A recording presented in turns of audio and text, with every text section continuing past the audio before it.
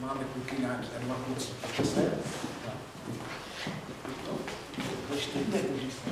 Každý si vezme to jedno písmenko a takhle přesně. A teď jste, teď hrajete tu písmenku, jo? Tak a takhle ta písmenka se rozeběhnou po té třídě a běží a běží a běží a paní učitelka. Tak a konec.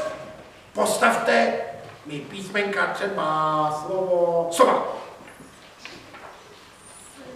No, musíte si stoupnout vedle sebe a ukázat to spolu nějaký. A musíte se k němu vrátit. K němu.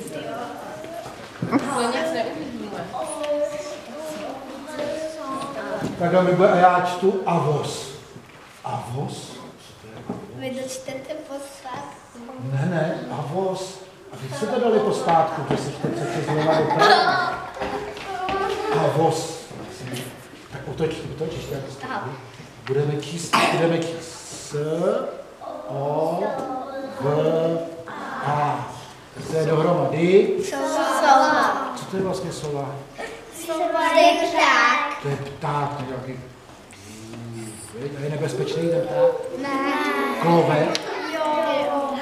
Ale teď paní učitelka řekla, a teď z toho udělejte takový nebezpečný z té sovy. Nebezpečný zvíře. Ne, nebo zvíře. To je takový hmyz, který lítá.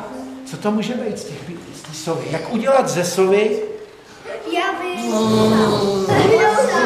To? Vosa? Myslíš, že jde ze sovy vosa?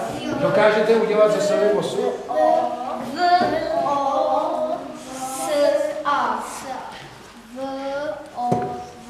No jo.